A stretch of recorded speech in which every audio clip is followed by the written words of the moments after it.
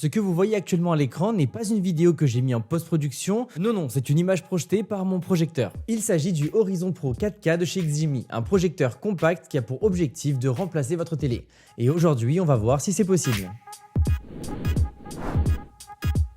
Ce produit est à mes yeux un miracle. Si on regarde les autres acteurs du marché, on se rend compte qu'il est vraiment minuscule. L'intérêt d'un design aussi compact et minimaliste, c'est qu'il peut s'adapter à différentes pièces, différents styles d'architecture, sans faire grosse brique au milieu du salon. Le problème, c'est que les vidéoprojecteurs souffrent encore de la mauvaise image qu'ils avaient il y a de ça quelques années. Comme par exemple une mauvaise qualité d'image, une mauvaise longévité et surtout des conditions d'utilisation bien trop contraignantes au quotidien. Mais comme vous l'avez vu en introduction, le Horizon Pro est loin d'avoir des problèmes de qualité d'image. Pour vous donner une idée, chez moi, il est en train de projeté sur un mur blanc, ce qui est loin d'être les meilleures conditions pour lui, et malgré ça on a l'impression d'être dans un vrai cinéma. D'ailleurs je vois difficilement quelqu'un arriver chez moi et me dire que la qualité n'est pas bonne.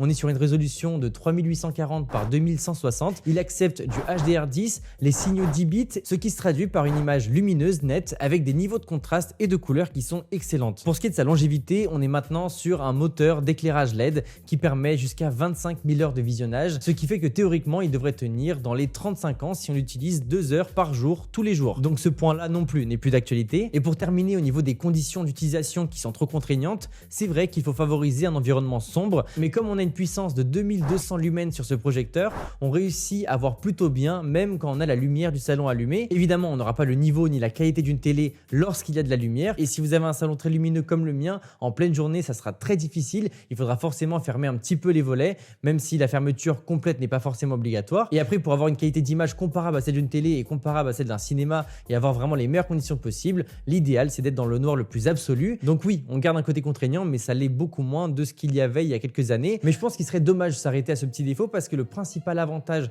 sur ces produits-là, c'est d'avoir une image gigantesque. Et dans mon cas, le projecteur est un peu plus de 4 mètres de distance du mur, ce qui fait que j'ai une image qui est supérieure à 150 pouces, ce qui fait approximativement 4 mètres de diagonale en 4K. Et ce que j'ai aimé, c'est que quand je l'ai reçu, j'ai eu besoin d'à peine 5 à 10 minutes pour le mettre en place. Je l'ai mis où je voulais, je l'ai branché à l'alimentation et c'était fait. Ce qui est intéressant, c'est que le projecteur vient avec Android TV et Google Assistant, ce qui permet comme ça, grâce à la télécommande et le microphone qui est à l'intérieur, de contrôler le projecteur avec la voix. Et la petite cerise sur le gâteau, c'est que la télécommande est extrêmement premium. Elle est beaucoup plus lourde que la version Halo Plus que j'avais pu tester et qui est aussi beaucoup moins chère, on va pas se le cacher. Et surtout, globalement, elle fait vraiment qualitative. Après, il y a un petit bémol sur cette télécommande, c'est qu'elle n'est pas rétroéclairée.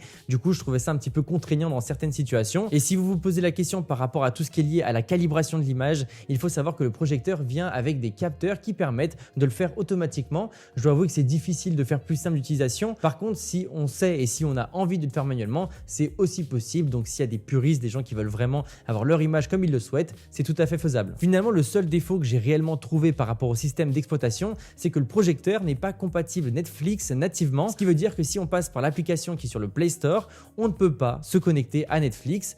Du coup, on a deux possibilités. Soit on met une interface extérieure comme par exemple l'Apple TV, soit on télécharge l'application Desk Manager qui va simuler un ordinateur et qui va comme ça permettre d'avoir Netflix. C'est vrai que la deuxième solution est contraignante, mais on peut espérer que Ximi puisse résoudre ce problème avec les mises à jour. Pour ce qui est du son, on remarque que le projecteur est signé Harman Kardon. Il a en fait deux haut-parleurs qui sont directement intégrés. Donc si vous voulez mon avis, c'est exactement comme une bonne télé. Ça suffit pour regarder une petite émission ou une petite vidéo sur YouTube. Mais si on veut avoir une vraie expérience cinéma, et c'est généralement ce qu'on prétend lorsqu'on a un produit comme celui-ci, il faut des enceintes externes. Et ce qui est intéressant par rapport au son lorsqu'on additionne une Apple TV sur le projecteur, c'est qu'on pourra profiter de AirPlay 2. Donc si vous avez un setup d'enceinte avec des HomePod, des enceintes Sonos ou des enceintes Ikea et que vous voulez vraiment tout lier à votre projecteur, ça peut être quelque chose d'intéressant. Et d'ailleurs, si vous n'avez pas vu ma vidéo sur mon setup multi-room, je vous invite à regarder ma vidéo, vous ne serez pas déçus. Dans tous les cas, si vous achetez un projecteur comme ça, je vous recommande de mettre des enceintes pour profiter au maximum. Après, par rapport à mon utilisation, au-delà de regarder des films,